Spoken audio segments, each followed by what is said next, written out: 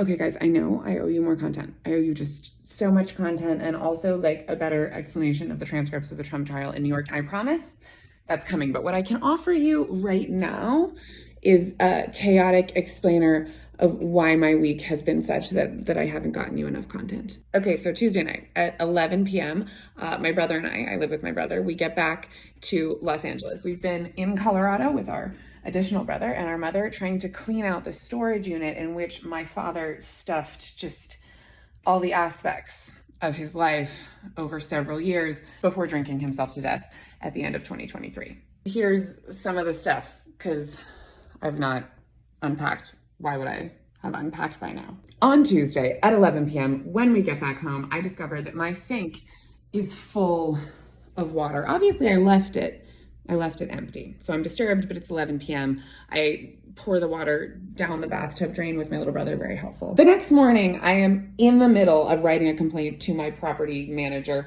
when someone from the HOA, different than the property manager, because renting is terrible. Anyway, someone from the HOA knocks on the door and they've got their own plumber. They're aware of the leaking sink, undraining water situation because it's related apparently to all the other sinks stacked above and below my sink. Two nice men come in. They're wearing like little plumbing logo shirts. They're there for about an hour and a half making noise in my bathroom. They fight about who did or didn't leave what in the truck. And then they come out, they tell me everything's good to go, and they leave. Later that night, I'm sitting in my living room and I hear what is essentially a raining sound coming from inside of my bathroom, which I run over to check on. And then within a matter of like 3 minutes, there's 1 to 2 inches of water all over the entire floor. We call the HOA and the property management company because we're calling everyone at this point. And then the plumber who earlier told me that everything was okay, he shows up at the door. He says he's sorry. He makes about another hour and a half of noise and tells me that this time everything is definitely okay. In a sense, he was right because the flooding was done.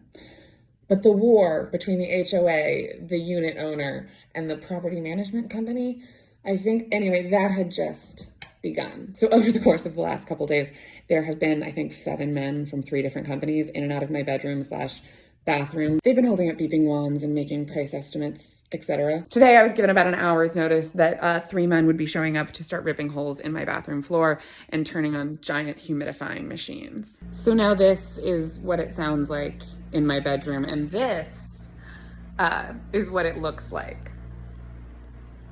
I'm living in some sort of humidity hazmat zone, apparently. When I asked the head of the HOA company, you heard that right, there are HOA companies.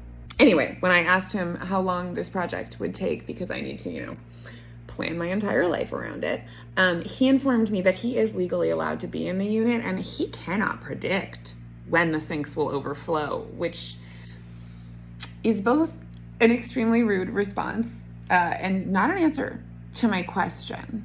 This is why he's my arch nemesis. He's never responded to a question I've asked him, not once. He's simply responded to the question he wishes that I'd asked every time.